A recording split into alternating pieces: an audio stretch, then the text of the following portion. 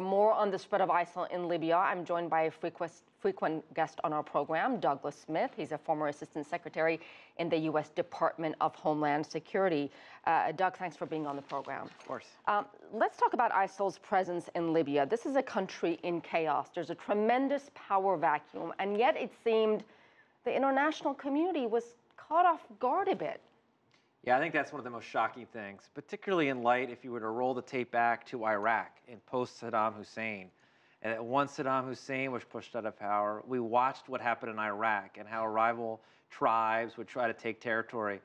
And here we are now, a number of years later, seeing it in Libya. I mean, Libya is clearly a failed nation state, and it is ripe for what is going on there right now. So how do you fight a force like ISIL in a country that has all these different factions vying for control? How do you help Libya in this situation? Look, I mean, I think that's what is so incredibly challenging. And what's interesting is to see the Egyptian response so briskly and what they tried to do. And their military response is going to be a little tempered, just given their capabilities.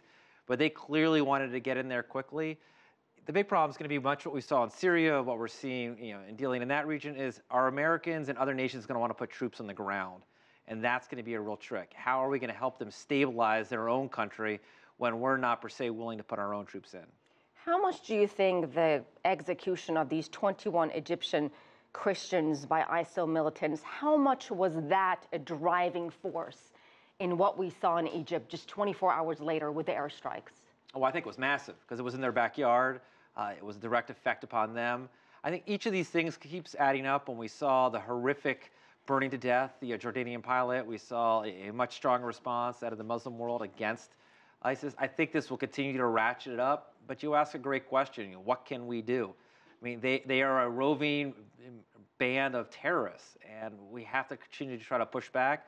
I think the president today did a really good job about calling out Muslim states around the world. You got to speak up. Like, these people are not speaking for the nations, for Muslims around the world. They are speaking for terrorists. And what we need are Muslim-led nations to really get out there aggressively and say we cannot stand for this.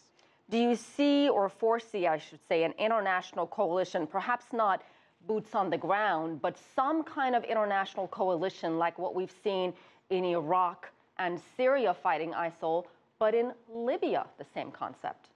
I think we'll see that, but I also think we'll see a renewed dialogue about getting to the root of it. I mean, a number of years ago in Yemen, some of the moderates tried to establish schools.